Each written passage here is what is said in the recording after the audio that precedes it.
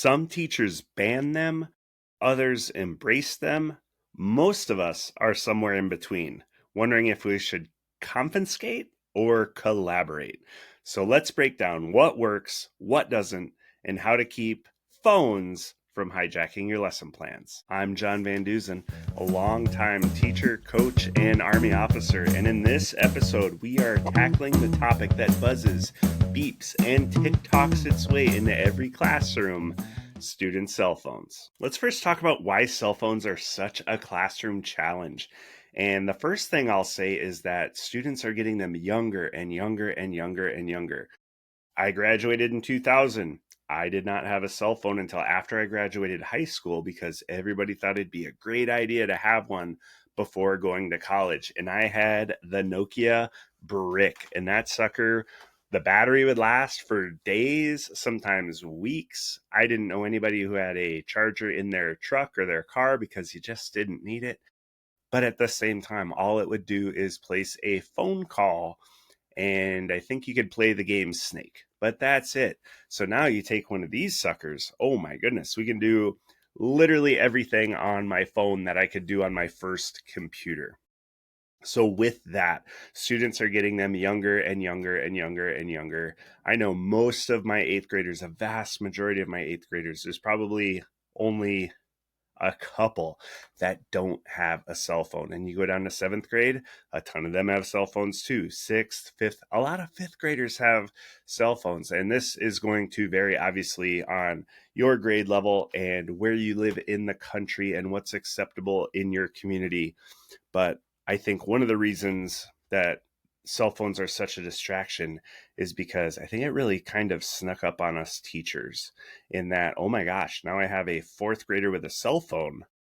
I don't have a policy for that. I got to figure out what I'm supposed to do. So part of it is they're everywhere. Almost every single student in the middle school, seventh and eighth grade, has one. Fifth and sixth, it's getting close. So that's part of the problem.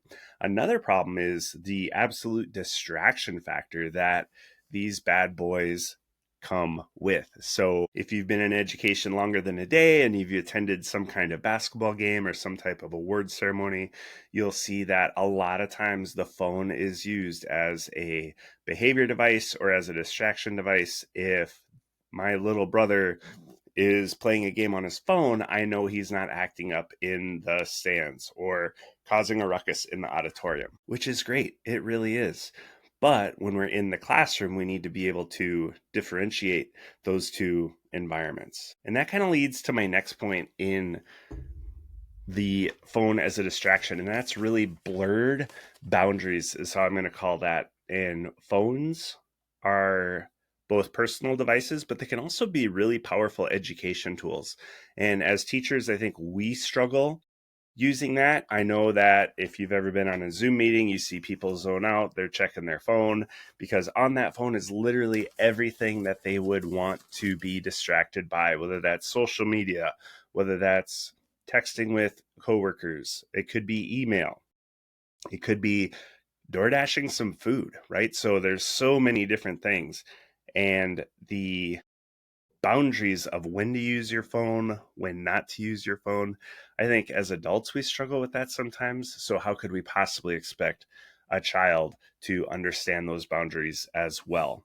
Another thing that comes up a lot is, especially with kids that are athletes or they're involved in groups and whatnot, and that is the blurred boundaries with parents. So we have a policy at Kingsford Middle School where if you need to contact a parent because you're getting a ride home from somewhere else, if a practice is canceled, something like that, the policy is you are supposed to go down to the office, call your parent to let them know. And that's the same way if a parent is supposed to call and tell their student that they're picking them up at 1 o'clock for an orthodontist appointment, or they are going home with grandma today, or whatever that is. They're supposed to call the school, and the school will give that student a note. And that's how communication is supposed to flow through the office. However, how much easier is it to just duck my head in my locker, hey mom, practice is canceled today, can somebody pick me up, than to get out of class, go down to the office, have them look up the number, because I don't remember the number, it's stored on my phone. So the convenience versus the boundary part of that is really, it can be tricky. So with that, what do we do with them? And this is going to be based on your grade level and your topic. And we're going to hear from a higher level science teacher here in a little bit who does use them. And the first thing I will say is have a clear and consistent policy that you can follow. Now, this policy, if you're in the year 2025, you will have a district policy. Then you will have a school policy. Then you will have a building policy. And then you can have your classroom policy. I only suggest and recommend as a teacher that you nest those policies so that your policy doesn't go against somebody else's. So, for instance, our district has a policy on cell phones. And then each school building has a policy. So our elementary has a policy. It's not wild. Our elementary has a policy. Middle school has a policy, and the high school has a policy. And those policies are nested underneath the district policy, even though they're different. For instance, at the middle school, you are allowed to be on your phone until 7:59, and then it goes in your locker, and you're not allowed to touch it again until the end of the day. So that is the middle school policy. Now, when you go to the high school, they have it different. They use more of a teacher discretion. Some teachers have the students put them in little hanging baskets on their door. Some teachers don't want to see them at all. Some teachers say, I want it on your desk so I can see it and that you're not using it.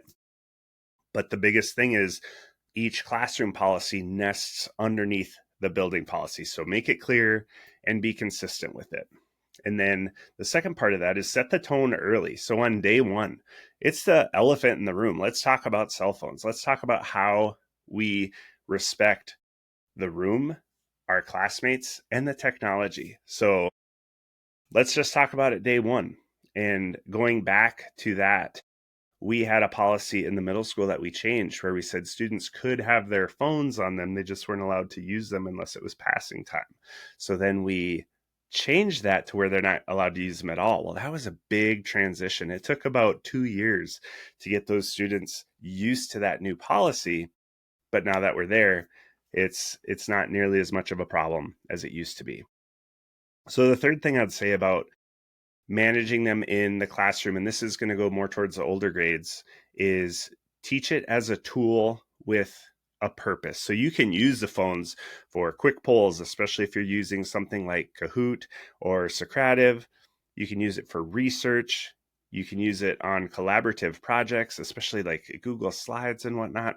Like, they can be a really, really powerful tool. And as a teacher, if you can frame that usage around learning and collaboration instead of convenience, I think you're going to be better off. And it's just how you approach the use of the phone as a technology tool instead of, well, if I do it on my phone, it's going to be so much easier and then I can go back and play this game. So next, I would say is you're going to have students that are going to push it and they're going to break the rules and they're going to break your policy or the building policy. And the biggest thing I can tell you there is enforce those consequences without escalation. And if you go back a few episodes to dealing with difficult students, this is a difficult situation. There's a lot of students that are emotionally tied to their phones. So if you're going to have to confiscate it, ask them to put it away, you might elicit an emotional response from that student. And the best thing I can say is try to make that interaction, instead of a power struggle, make it an issue of the behavior versus the expectation instead of you versus the student. That's all I'm going to say about that. So then the other thing to do with cell phones, and I kind of mentioned it before, is where are they? Physical location. I know some students put them in they have hanging bins. Like I said, some, I don't want to see it, keep it in your backpack, keep it in your pocket, whatever. Some, set it out on your desk so I know it's here. Hey, put it out on the back counter. When we're done for the day, you can go get it. However you do it is fine. And I'd love to hear what you do with your cell phones in your classroom, if that's something you have, if you teach older grades. And just drop that in the comments. Like, what is your classroom policy? How do you deal with that? Now, I reached out to some teachers and I got a response from Brian, who teaches higher level high school science, and I asked him a few questions about using cell phones in his room. So this comes from Kingsford High School Science Department. And the first question I ask is, what is your classroom policy? And Brian said, when they come in, they go in the phone holders. If they're needed for class, they can grab them. I often will allow them to get their phones at the end of class if they're done and have turned in all their work. And this is something similar I do in my classroom with Chromebooks. So if we're not using our Chromebook for the day, I don't want you to have it open. But at the end, if you're done with all your work, you have everything turned in, you can open up your Chromebook and play your silly little games. So it sounds like Brian's doing something similar at the high school level. And my next question to Brian was, how do you use cell phones in your classroom?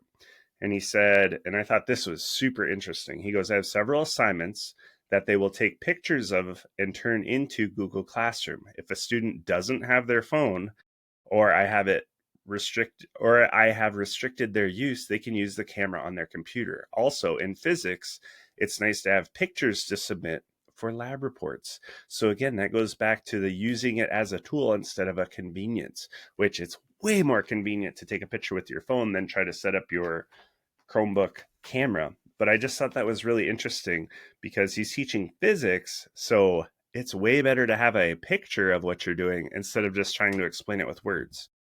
Next, I asked, how do they cause a distraction? And he said, many want to grab their phones before they are done. Many of them will have music playing in an AirPod with their hair covering it while I'm teaching, even with the phone in the holder. So I see a lot of AirPods in the 8th grade as well. They link them to their Chromebook, and then they have music playing even while you're trying to teach. And students, I'm telling you right now, you're not as slick as you think you are. We know when you have an earbud in. I look at my students and I just tap my ear and they know they got to take it out. So that's just really interesting. The phone is in the holder and they're still listening to music while he's trying to give direct instruction. So I asked him overall thoughts on having them in the classroom versus not having them. And he said, I could make it work either way. The camera feature is nice for assignments and taking pictures of labs of their work, but there are ways to work around that as well. So again, it sounds like Brian is using those phones as a tool because when those students go into the workplace, they're going to have their phones on them. And if they have learned how to use it as a tool to help them with their work, that's going to be a lot better than if it's just been something that's been banned. They're not allowed to use it, right? Because we all know when you take something away from someone, they want it just that much more. So thank you very much, Mr. Brian Olson, for the insight on cell phones in your classroom. So next I want to talk about when to flex and when to stay firm. So when to be flexible with the cell phone thing, regardless of policy, because there are exceptions to every rule, and then when to stand firm. So the first one is emergencies, research, and potential SEL moments. So with this one, it really just comes down to the art of human interaction and being a human. Some kids, they may need to check in with home, especially if they have a complex living situation. Some may need to take a breather from class. It might actually be a part of their IEP. Or I've had students that had to carry their cell phones with them because of a health app. If they were diabetic or if they had some kind of heart issue where the phone actually monitored their health and they could tell, when they needed to do something. But there again, we're using the phone as a tool and not as just a gaming device or something for convenience. So I say all of that because it should be the exception. It shouldn't be the rule. And just as an example with that, I have students that we mentioned about practices canceled or grandma's going to pick you up or whatnot. When a student says that, if they ask, like Mr. Van Dusen, can I text my mom and tell her X, Y, and Z? A lot of times I'll say, absolutely. Just take your phone either into the responsibility room where there's a lot of extra freedom and supports, take it in there, or take it down to the office and text from there. Because the last thing I want is a student head buried in their locker, they're texting, right? And then they get trouble with another teacher after I told them it was okay, based on, again, their specific situation. So that would be a time to be a little bit flexible. Now, a time to stand firm is when it's just blatant disrespectful use or blatant they're not listening to you. So if they say, Mr. Van Dusen, can I text my mom? sometimes the answer is no. No, you can't. I need you to go down to the office and call her because of X, Y, and Z. Then you see that student go to their locker. Guess what, students? We know you're texting. It's not a secret. That would be more of a time to stand firm. And also, if you see something going directly against your policy, like in the middle school, we're not allowed to have them in the classroom. If I see one in the classroom, I'm taking it. Now, I've had students come to me, again, being flexible. I'm a human. They'll say, Mr. Van Dusen, can I charge my phone? Yep, set it on my desk. No big deal, dude. I got an iPhone charger. I got USB-C, whatever you need, because I understand these kids have phones and they're going to use them. So why would I just be a complete, like, bury my head in the sand? But if it's obvious disrespect, or if it's obvious that they're doing it in defiance of something on purpose, that's the time to stand firm. That's the time to confiscate the phone and follow the building policy with how they can get it back. So the last thing I'll talk about in this episode with the phones is building digital citizenship. And I know that at Kingsford, we start those lessons very early. I know down at the elementary school, our computer teacher works on your digital footprint, your digital citizenship, and different things like that. So it's one of those, cell phones aren't going away. And if we don't teach students how to use them responsibly, then they're just going to use them however they want to use them. So I think it's really important to teach, even if you don't have the phone in your room, or maybe you do, but teach digital citizenship and what does right look like when it comes to using this as a tool, as a tech tool that can really help you out, versus using it and having it be just a distraction, just a gaming device, just something that isolates you from other people. So if you go back to episode 27, I talked about artificial intelligence in the classroom. Guess what? ChatGPT, Perplexity, Gemini, they're all on the phone. So this episode pairs really well with that one. So just to wrap up this episode, cell phones are not going anywhere. As a matter of fact, there's more and more of them, and they're getting into the younger and younger grades. That doesn't mean they have to control your classroom. It doesn't mean that you can't use them in your classroom. It's just important to think through those issues. How can you use them as a tool? How can you prevent them from being a distraction while following your building and district policy? So in the comments below, I would love to hear how you take this pocket-sized distraction device and turn it into an opportunity in your classroom. Till next time, please share with your friends, like, subscribe so you can make the next classroom coffee break.